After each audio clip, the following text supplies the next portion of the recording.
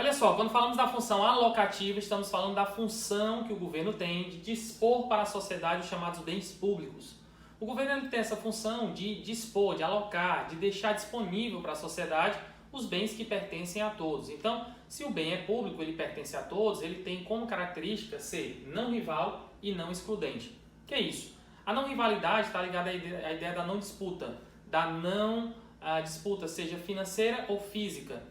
A não exclusão é a capacidade de alguém usufruir do bem, não tira a capacidade de outra pessoa usufruir do bem. Então me dê o exemplo de bem público, Fábio. Um banco de uma praça, uma segurança nacional. Pertence a todos, não gera rivalidade nem gera disputa. Já o bem privado é aquele bem que é oposto ao bem público. Ele, por sua vez, gera rivalidade e exclusão. Por exemplo, eu compro um carro e já gera uma disputa financeira. Quem tem o dinheiro compra, quem não tem o dinheiro não compra. E se o carro é meu, eu só empresto se eu quiser, gera exclusão. Capacidade de alguém usufruir do bem, tira a capacidade de outra pessoa também usufruir do bem. Só que entre o público e o privado, nós temos o que nós chamamos de misto ou meritório. O que é o bem misto ou meritório? Também conhecido como semipúblico. São aqueles bens que misturam o público com o privado. Se ele tem uma característica de público, ele também deve ter uma característica de privado. Se ele tem uma de privado, ele deve ter uma de público. Por exemplo, se ele for não rival, que é público, ele deve ser excludente, que é privado. Se ele for rival, que é privado, ele deve ter a característica de não exclusão do público. Me dê um exemplo, professor: saúde e educação. Saúde e educação são os exemplos mais simples de bens meritórios, mistos ou semipúblicos. Professor, por quê?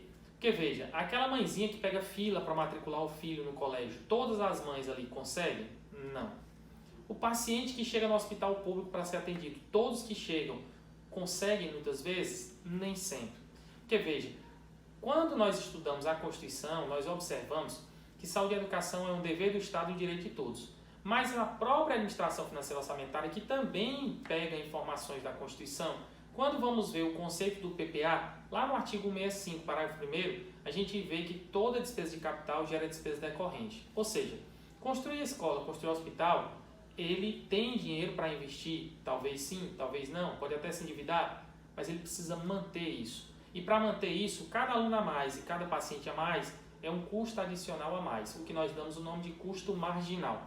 Ou seja, é um custo adicional. Cada aluno a mais é um gasto a mais, por isso existe um limite de matriculados naquele colégio. Nem todas as mães vão conseguir. Cada paciente a mais é um custo a mais, por isso que existe um limite de paciente para ser atendido no hospital. Então, imagine a mãe, pegando como exemplo.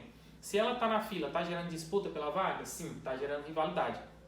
Mas se ela não conseguir a vaga dela, ela tem o direito de matricular o filho dela em outro colégio? Sim, pode ser no outro bairro, do outro lado da cidade, ou esperar para o ano que vem. Isso é característica de não exclusão, porque ela não está sendo excluída do processo. Apenas naquele colégio, pelo limite de gastos que existe ali, não tem mais vaga. Ela pode buscar a oportunidade dela em outro local. Eu sei que é difícil, dói a gente escutar isso, mas teoricamente é assim que funciona, porque existe um limite de receita para gerar a questão dos gastos públicos. Nos vemos então no próximo bloco falando um pouco mais sobre a função agora distributiva, tá?